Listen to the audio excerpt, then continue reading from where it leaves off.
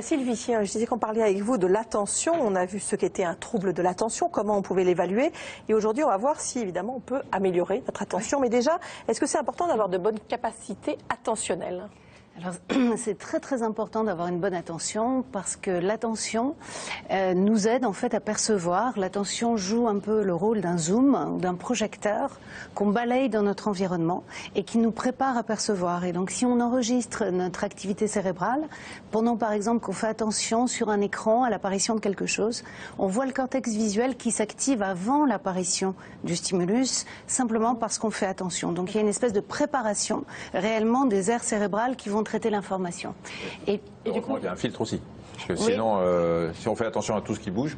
Voilà, alors j'allais en parler après, mais on peut en parler tout de suite. En fait, heureusement qu'il y a un filtre, parce que si on devait faire attention et porter notre attention sur toutes les informations, on serait submergé et on ne pourrait pas traiter toutes les informations. Et on pense d'ailleurs que dans certains troubles comme l'autisme, il y a une difficulté à filtrer et à hiérarchiser les informations. Et c'est pour ça que les autistes pourraient avoir du mal à interagir avec l'environnement. Voilà. Est-ce que ça permet de mieux mémoriser ? Alors l'attention permet aussi de mieux mémoriser. Et effectivement, si on nous demande toujours de faire attention quand on perçoit, c'est parce que percevoir avec de l'attention, c'est déjà commencer à mémoriser les informations. Le problème, c'est qu'on n'est pas toujours conscient de comment on utilise notre attention.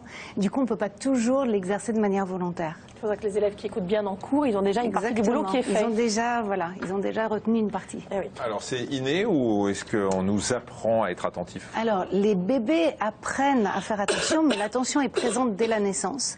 Et le bébé va diriger son attention de manière quasi automatique, même s'il ne le veut pas, vers des stimuli en particulier très contrastés, comme on le voit là sur l'image, ou vers son stimulus préféré, qui est le visage humain. Donc si on regarde ce qui sollicite l'attention des bébés, c'est de loin devant le visage humain, avant tous les autres stimuli. Et c'est probablement ce qui nous prépare en fait à interagir avec l'autre. Et ensuite, l'enfant va apprendre à faire attention.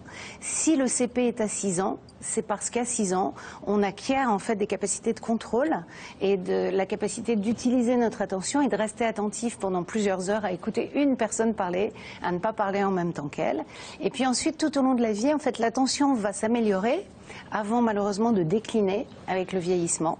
Et ce qu'il faut savoir, c'est que l'attention décline avant la mémoire, du fait du vieillissement et probablement aussi du fait des maladies cardiovasculaires. Donc il faut être très très très vigilant et pouvoir aider les patients qui auraient une baisse d'attention pour prévenir ensuite la baisse de la mémoire. Est-ce que l'apparition dans notre monde des écrans, des jeux vidéo, etc., est-ce que ça a eu un effet délétère, comme le craignent beaucoup de parents, sur l'attention ou pas du tout? Alors en fait, on a les deux réponses qui sont, donc je m'adresse à Emma, un petit peu opposées. D'une part, les jeux vidéo améliorent en fait l'alerte, puisqu'on est devant un écran et on guette des choses qui arrivent partout sur l'écran, donc ça peut améliorer certaines capacités attentionnelles. Mais le problème, c'est que comme on ne fait attention qu'à une toute petite surface, on perd l'habitude de faire attention à un grand environnement. Et puis par ailleurs, comme il se passe toujours quelque chose sur l'écran, en fait, ce qui devient de plus en plus difficile, c'est de faire attention à une personne qui ferait court, par exemple, pendant 2 heures, sans qu'il se passe plein de choses en même temps. Et donc finalement, on se rend compte que nos habitudes attentionnelles changent et que les enfants perdent la capacité à rester attentifs s'il y a un seul message qui est délivré en même temps. D'accord. Alors si on connaît des gens qui ont des troubles de l'attention, on peut leur conseiller une rééducation? Alors on peut les adresser à des orthophonistes ou à des neuropsychologues qui rééduquent l'attention. Et quasiment tous les pans de l'attention peuvent être travaillés, la capacité à rester concentré longtemps, l'attention divisée, cette capacité de filtrage dont on parlait avant, et ceci soit avec des tâches simples ou des choses qui s'apparentent à des jeux, soit avec des logiciels. Mais pour améliorer son attention, en fait, ce qui est très important, c'est de ne pas allouer son attention à des tâches qui pourraient être automatisées. Donc la règle d'or, c'est d'automatiser tout ce qu'on peut automatiser et de ne réserver l'attention qu'aux tâches qui nécessitent de l'attention. Est-ce que justement le fait de solliciter notre attention, est-ce que c'est fatigant? Alors, c'est fatigant si la tâche elle-même est fatigante. Par exemple, si vous conduisez pendant 4 heures la nuit, sous la neige, dans le brouillard, vous allez être très très fatigué. Ou si vous écoutez une conférence qui est beaucoup trop difficile ou engagé dans une tâche intellectuelle trop difficile, maintenir votre attention pendant longtemps, ça va être difficile. Par contre, si la tâche est adaptée, c'est-à-dire que si ça sollicite votre attention mais que c'est pas trop difficile, comme lire quelque chose qui vous intéresse, regarder une émission de télé qui vous intéresse, à ce moment-là, au contraire, faire attention peut vous protéger d'idées négatives que vous pourriez avoir si votre esprit vagabonde. Et il y a un article très sérieux qui est paru en 2010 dans Science, où en fait les auteurs montrent que si vous n'êtes pas engagé dans une tâche, votre esprit tend à vagabonder et vous avez plutôt des pensées négatives. Donc finalement, faire attention pourrait vous protéger de ces pensées un peu déprimantes ou négatives. On peut imaginer que si on a une attention sur des pensées qui sont très agréables, ça va nous apporter du bien-être, une sorte de thérapie, quoi. Exactement. Donc il y a plusieurs thérapies ou plusieurs mouvements de pensée. Le bouddhisme, par exemple, qui prône l'attention juste ou la pleine conscience. Donc en fait, c'est une situation où vous devez faire attention à toutes les stimulations.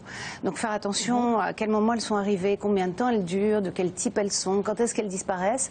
Et donc vous avez votre attention focalisée et contrôlée vraiment sur ces stimulations. Et ça vous permet finalement de mettre une certaine distance avec ces stimulations. Et ce qui est intéressant, c'est qu'il y a de plus en plus d'études en neurosciences qui essayent de montrer comment ces techniques de pleine conscience, d'hypnose, de relaxation, d'attention juste, etc., peuvent finalement aider à traiter les addictions ou à aider par exemple les joueurs, l'impulsivité, etc. Donc oui, utiliser notre attention et la focaliser en particulier sur des stimulations agréables pourrait améliorer notre bien-être. Merci beaucoup, Sylvie. Déjà, je vais mieux là, parce que j'ai été attentif pendant toute la durée de la chronique. C'est vrai, je vous ai senti attentif, c'est fou ça. Ce qui est exceptionnel. Oui, c'est vrai. Je vous le dis. C'est vrai, je pense que vous aurez une médaille. Sur celle d'Emma aussi, hein, je suis en général très attentif. Hein, bien oui, sûr. mais vous faites des commentaires, des critiques. Oui, mais là, vous avez vu, j'ai rien dit. Hein. J'ai écouté. C'est presque Enfin, arrêtons de parler de moi. Oui, c'est vrai, ça va suffire bientôt.